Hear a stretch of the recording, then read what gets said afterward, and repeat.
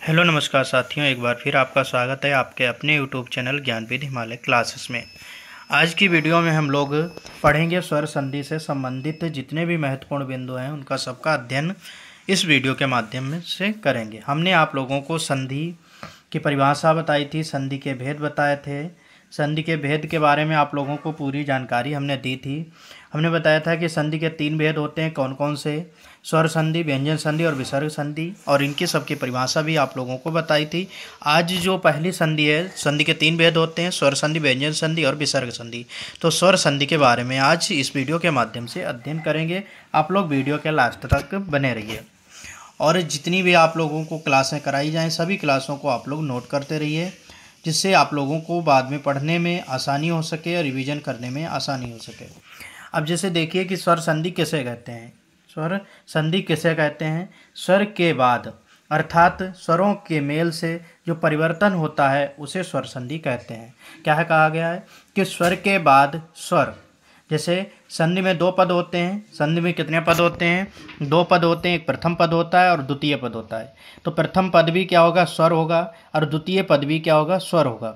अगर ऐसी कंडीशन दिखती है तो वहाँ पे कौन सी संधि होगी? स्वर संधि होगी। इसीलिए परिभाषा में कहा गया है स्वर के बाद स्वर अर्थात 2 स्वरों के मेल से जो परिवर्तन होता है उसे क्या कहा जाता है? स्वर संधि कहते हैं।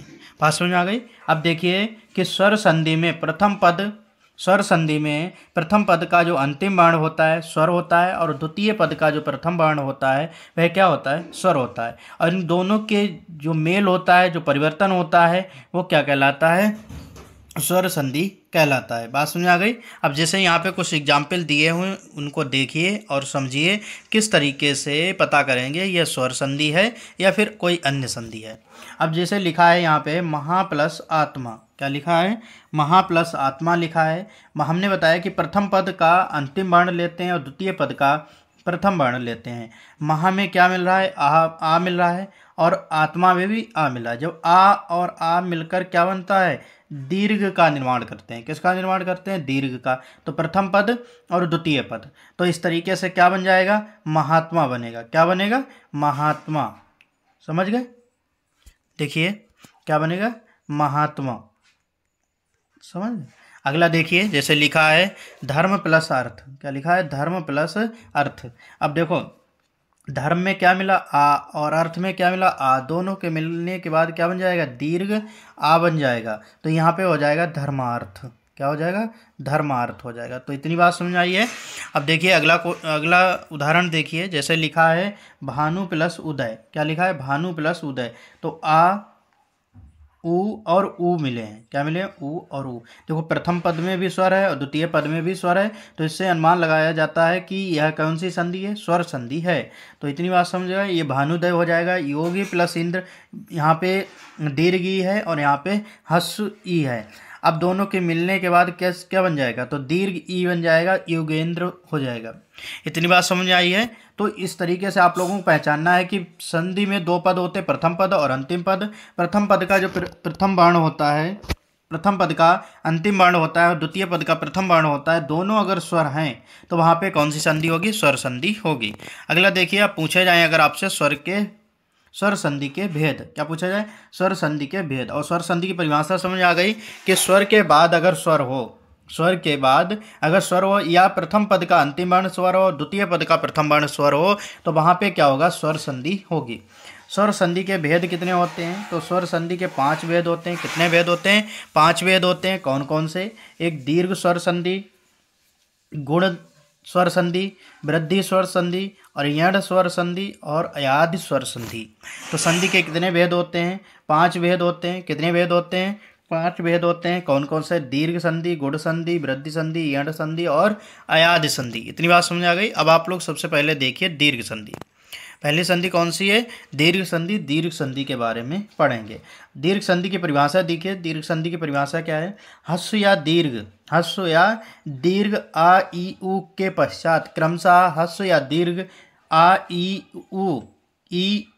उ आ स्वर आए तो दोनों मिलकर दीर्घ आ ई उ में परिवर्तित हो जाते हैं। कहने का मतलब है कि अगर जैसे प्रथम पद है, अंतिम वर्ण आ ई उ होता है या आ दीर्घ आ, दीर्घ ई और दीर्घ ऊ होता है, और द्वितीय पद का जो प्रथम वर्ण है वह क्या हो, दीर्घ ई हो, दीर्घ आ हो, दीर्घ ऊ हो, या फिर हस्व ई हो, हस्व आ हो, या फिर हस्व ऊ हो। तो इन दोनों के निर्माण से बनेगा क्या, दीर्घ आ, दीर्घ ई, दीर्घ ऊ का निर्माण होगा।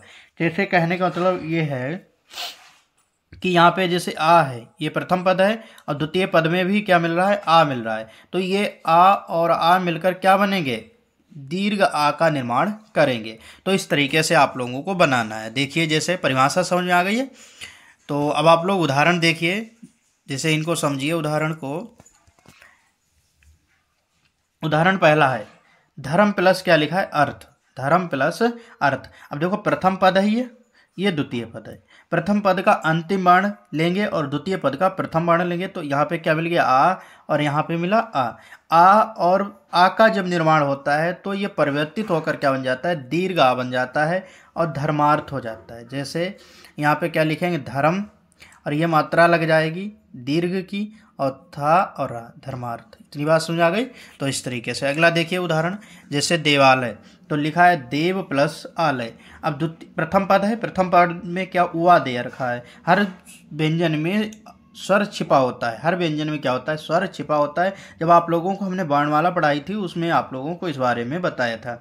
तो यहाँ पे आ मिला और यहाँ पे देखो आलय लिखा है, तो आ और दीर्घ आ से मिलकर क्या बना है, दीर्घ आ बना है।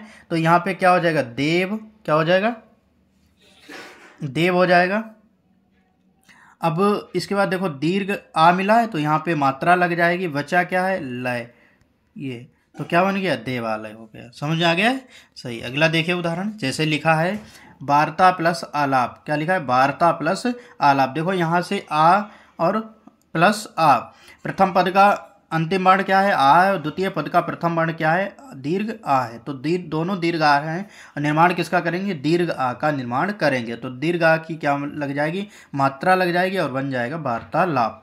अगला है गिरी प्लस ईस, क्या लिखा है, गिरी प्लस ईस। यहाँ पे हस्व ई है और ये दीर्घ ई है। हस्व ई का मतलब समझते हैं, हस्व कौन कौन से होते हैं, जैसे आ, ई, ऊ, सॉरी, जैसे आ, ई, ऊ और रीर, ये क्या होते हैं, हस्व होते हैं। और दीर्घ कितने होते हैं, 7 होते हैं, और हस्व की संख्या कितनी होती है, 4 होती है। बाकी बचे हुए सभी दीर्घ होते हैं। अब जैसे यहाँ पे आपको हम बता रहे हैं गिर प्लस ई लिखा है, तो यहाँ पे ई और यहाँ पे दीर्घी, जब हस्व ई और दीर्घी मिलते हैं तो दीर्घी का निर्माण करते हैं। यहाँ पे क्या हो जाएगा, गिर हो जाएगा, और यहाँ से ई हमने निकाल लिए तो खाली रा बचा है, और दीर्घ ई की मात्रा लगेगी, और ये सा, तो क्या बन गया, ग्रीस बन गया। अगला उदाहरण देखिए, जैसे लिखा है रजनी प्लस ईस, क्या है, रजनी प्लस ईस। अब देखो रजनी में ई मिल जाएगा। अब यहाँ पे ई जब हमने दीर्घ ई का मतलब बाहर किया गया है वर्ण व्यंजन से, तो बचेगा क्या, रजन बचेगा। क्या बचेगा, रजन, क्योंकि ई नीचे आ गई है, फिर यहाँ से ई नीचे आ जाएगी, तो यहाँ क्या बचा, सा बचा है खाली। अब देखो ये काहे का निर्माण किया है इन्होंने, दीर्घ ई का निर्माण हुआ है, तो यहाँ पे किसकी मात्रा लगा देंगे, ई की मात्रा लगा देंगे, तो क्या बन जाएगा, रजनीश बन जाएगा। इतनी बात समझ आ गई है। देखिए अगला एग्जाम्पल, जैसे लिखा है भानु प्लस उदय, क्या लिखा है, भानु प्लस उदय। तो यहाँ से क्या मिलेगा बताइए, प्रथम पद का अंतिम वर्ण यहाँ पे क्या होगा, तो यहाँ पे स्वर होगा ऊ, और यहाँ पे क्या मिल रहा है, ऊ मिल रहा है। जब ऊ और ऊ मिलते हैं तो दीर्घ ऊ का निर्माण करते हैं। अब देखिए जैसे यहाँ पे भा लिखा था और ना से हमने क्या कर ली, मात्रा अलग कर दी है, फिर यहाँ से मात्रा अलग हो गई है, तो क्या बचा है, दय बचा है। अब किसकी मात्रा का निर्माण हुआ है, दीर्घ ऊ की मात्रा बनी है, तो ये लग जाएगी, तो क्या बन गया, भानुदय हो गया। अगला देखिए, जैसे लिखा है भू प्लस ऊर्जा, क्या लिखा है, भू प्लस ऊर्जा। अब देखो भू है तो यहाँ पे अंतिम वर्ण यही है, तो यहाँ पे किसकी मात्रा, ऊ की मात्रा मिल गई, और यहाँ पे किसकी मात्रा मिल गई, ऊ की मात्रा मिली। जब ऊ और ऊ का निर्माण होता है तो किस में बदल जाते हैं, दीर्घ ऊ में बदल जाते हैं। अब जैसे यहाँ पे क्या लिखा जाएगा, यहाँ पे क्या है, भा है, क्योंकि हमने ऊ की मात्रा तो अलग कर दी है, और यहाँ पे क्या बचा है, जा बचा है। अब यहाँ पे किसका निर्माण हुआ है, दीर्घ ऊ का निर्माण हुआ है, क्या बन गया, भूर्जा बन गया। समझ आया कि नहीं, सही। और आप लोगों को क्लास अच्छी लग रही हो तो अपने दोस्तों को शेयर करिए और उनसे कहिए इस चैनल के माध्यम से आप लोग बिल्कुल फ्री तैयारी कर सकते हैं। और अगर टेस्ट देना चाहते हो तो आप लोग हमारे व्हाट्सअप ग्रुप को ज्वाइन कर सकते हैं और व्हाट्सअप ग्रुप की लिंक डिस्क्रिप्शन में दी गई है। अगला उदाहरण देखिए, बधू प्लस उपकार। क्या लिखा है? बधू प्लस उपकार। अब देखो यहाँ पे बधू अगर ऊ निकालेंगे, ऊ को क्या करेंगे? अलग करेंगे। देखो ऊ यहाँ पे आ गया, इसके बाद बचा क्या है? पकार बचा है। क्या बचा है? पकार। क्योंकि ऊ जो ये वाला ऊ है वो नीचे आ चुका है, अलग कर लिया है, तो दीर्घ ऊ का निर्माण हुआ है। अब यहाँ पे किसकी मात्रा लगा देंगे? ऊ की मात्रा लगा देंगे, तो क्या बन गया? बधूपकार बन गया। क्या बन गया?